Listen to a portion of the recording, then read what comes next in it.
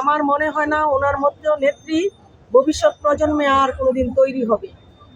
ওনার মতো নিবেদিত প্রাণ দেশপ্রেমিক নিঃস্বার্থভাবে ত্যাগ স্বীকার করেছেন একজন বাংলাদেশের নিবেদিত প্রাণ দেশপ্রেমিক নেত্রী, আপসীন নেত্রী, গণতন্ত্রের মা, সাবেক 3বারের প্রধানমন্ত্রী, দেশনেত্রী উজ্জ্বল নক্ষত্রকে জাতি হারিয়েছি আমরা।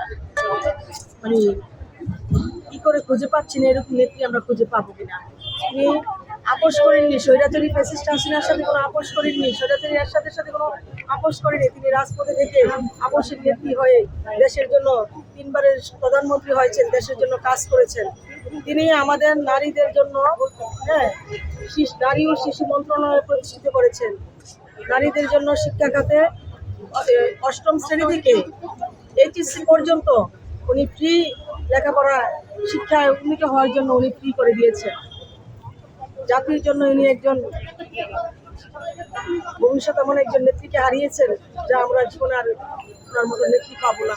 আমাদের এই মায়ের জন্য আমাদের কষ্ট হয়। আমরা চাই দেশবাসী সকলে ওনার জন্য, ওনার বিদেহী আত্মার জন্য মাগফিরাত কামনা করি। জাতির কাছে, সকলের কাছে দোয়া চাই।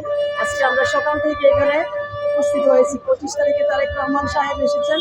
ওনার ভাগ্য ভালো, ওনার মাকে দেখতে পেরেছে। আমার মনে হয় না ওনার মধ্যেও নেত্রী ভবিষ্যৎ প্রজন্মে আর কোনোদিন তৈরি হবে। ওনার মতো নিবেদিত প্রাণ দেশপ্রেমিক নিঃস্বার্থভাবে ত্যাগ স্বীকার করেছেন।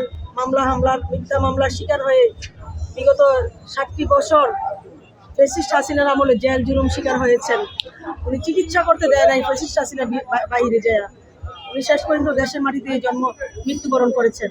দেশবাসীর উদ্দেশ্যে বলতে চাই, আমরা দেশনেত্রী বেগম খালেদা জিয়ার জন্য সকলে দোয়া করব, তাকে যে আল্লাহ পাক জান্নাতের উচ্চ মুকাম দান করেন, তিনি যে জান্নাতুল ফেরদাউসের মেহমান হয়ে থাকতে পারেন, ওনার জন্য সকলের কাছে দোয়া চাই।